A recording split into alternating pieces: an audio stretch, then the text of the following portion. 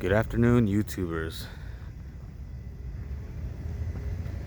Today is Labor Day. It's Monday.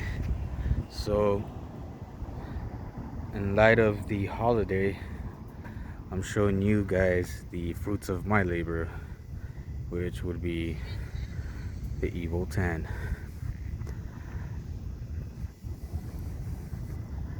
So, I just did an upgrade to my car. I showed you guys the mud flaps. So now I'm going to show you guys with the mud flaps installed.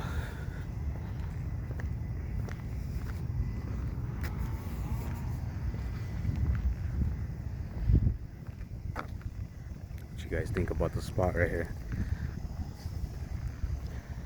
You can bring your cones and practice. You can drip that corner right there. Just be safe. Alright. Back to the Evo X. So this is with the Rally Art mud flaps.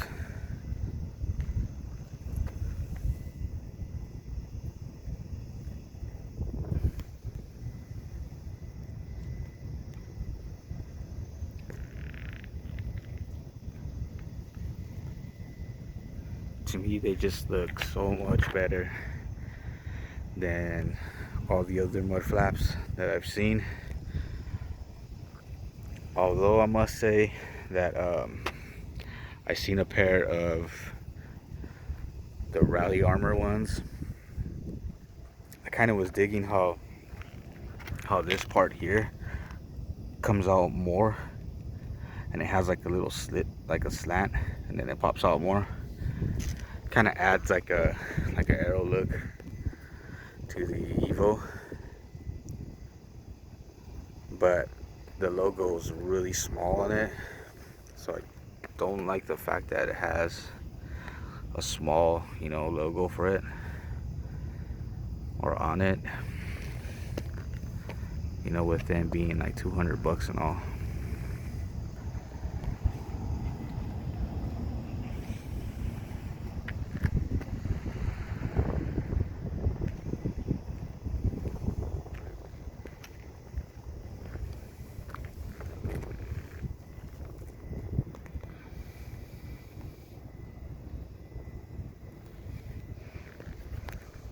The front ones they're pretty low key. It's like well in there. So these are like kind of like the hardest ones to see. But they're there nonetheless. It's just like it's hard to see them.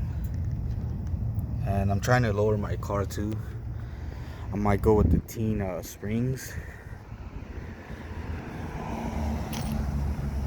Just to get a better stance on it, because it is pretty high right now. It's stock height. The suspension I got too, it's like it's stock, but it had low miles, so it hasn't even settled in yet, so it's still a little higher than what you're used to seeing as far as the Evo's stock height of an Evo, because the suspension still needs to sag a little bit. It still breaks in.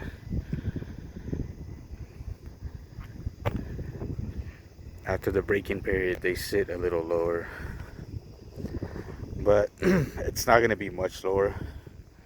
There's still going to be plenty of wheel gap on it.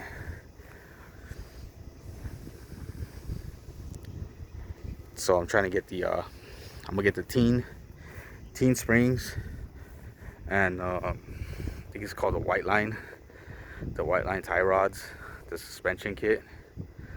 Only because everybody knows that when you just drop this car, you tend to get more bump steer. And I mean, I feel like I have bump steer already. It doesn't feel like as secure as other cars. That might be because I bought one of the tie rods used, to fix my issue. I didn't really care as long as the control arm was straight, because I'm definitely gonna get the white line kit for this car. I heard it still makes a car stiffer and more agile. So I'm gonna get that because when you lower it, it's gonna feel worse as far as bump steer. And to correct that, you get the white line suspension kit. It also likes to, I think it's understeer. It understeers more when you lower the center of gravity of this car, but when you lower it, it tends to oversteer more. And the white line also helps with that. So I mean, there's a few benefits to the white line that I'm definitely gonna get. Suspension, I'm sure, is gonna feel a lot more sharper as far as like your turn in. But that's another video. I'm just giving you guys a quick walk around, so you guys can see my mud flaps. And this is the most current that my car is now. I also washed my Recaro seats. I rented a machine from Home Depot. It was like what's it called?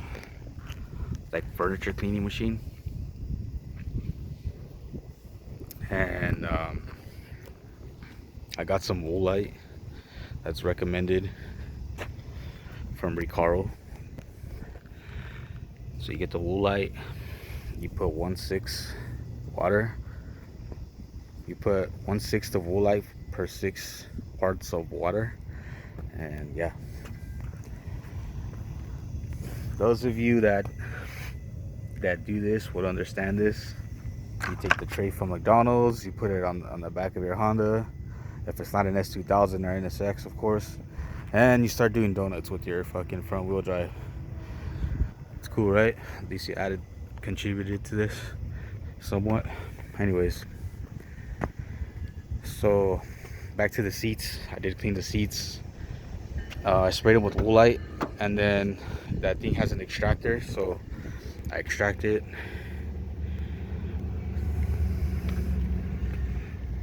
And my seats look really clean afterwards.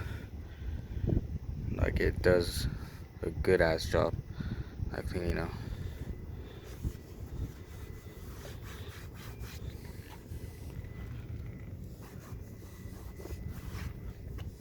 Let's show you my side right there.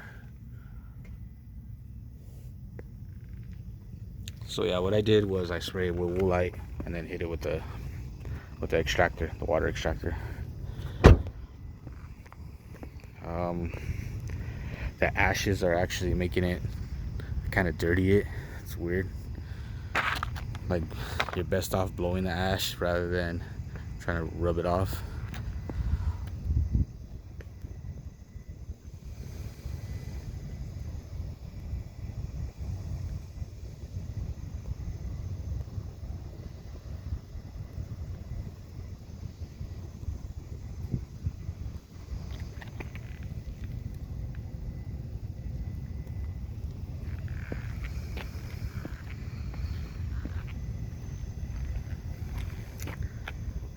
So there it is, the Rally Art mud flaps. I'm sure they're probably not official, but to me they look better than the fucking other ones too. Like, I like how the yellow and red go with the lights. Like, they all just go together. Like, it all just looks like a fucking rally machine.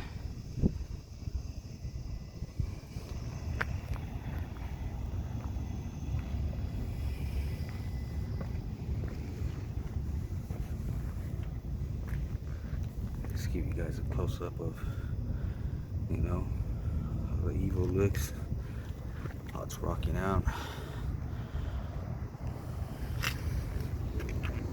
For this car being, yeah, it's a 15, but the body style's like a 2008. It's still fucking, like, it held up great. Like, you pull up next to a Civic Type R still, and you'll still get recognition. The Type R is a little out there. It's over exuberant with all the fucking wings, all the little fucking aero kits that it has. But it's functional, so I'll give it that.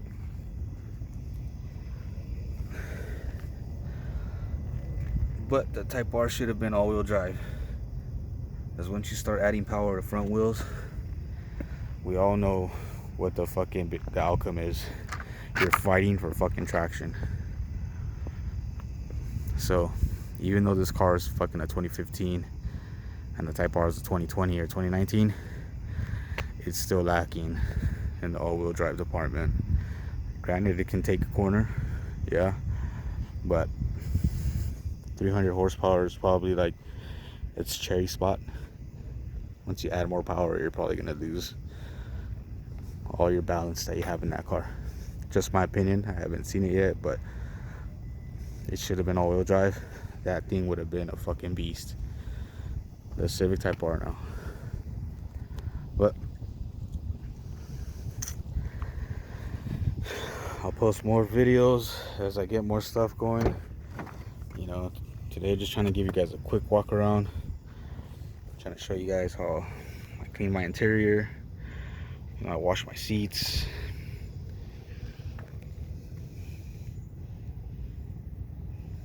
You know, minus that stain right there. I got the seats for cheap, so I couldn't pass it on that. I said, screw it, pull the trigger, reupholster it later. Not too worried.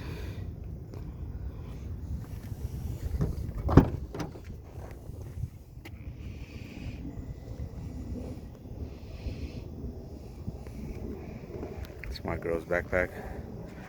Can't leave nowhere without it. It's an anniversary gift. And you guys have a good one. Peace.